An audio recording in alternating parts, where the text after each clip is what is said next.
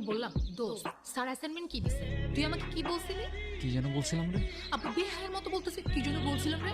তোরে আমি অনেকগুলো গালি দিতাম, এটা ভার্সিটি এরিয়া, আশেপাশে অনেক মানুষ, প্লাস আমি একটা ভালো দিলাম না। এখানে আসছস কেন? জানোস না এখানে শেষরা পোলাবেন থাকে?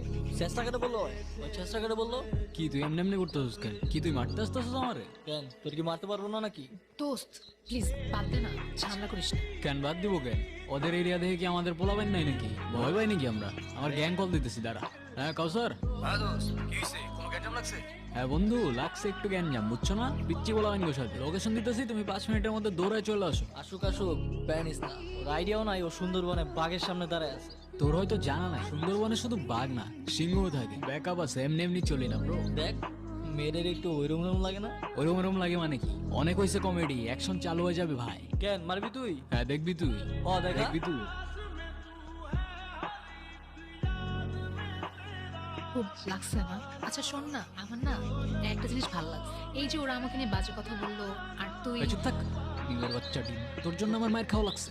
তোরে কে বলছিল ওইদিকে যাইতে? আমি তোকে বলছিলাম আমার পেছন পেছন আসতে। হ্যাঁ না গেলে তো আবার ঠিকই ওখানে বসে ভ্যাবে করে কান্তি। মানতে হবে ওদের ক্যারেক্টার দুইটা কিন্তু জোস। এক্স্যাক্টলি, ওরা দুজনই ইউনিক। আর সব থেকে বেশি ইউনিক কে জানেন? কি? ওদের বন্ডিংটা। এই আমি একটু রাখতেছি, তোমার পরে কল দিতেছি। মাকে কমপ্লেন করছিস? বুদ্ধু নাকি?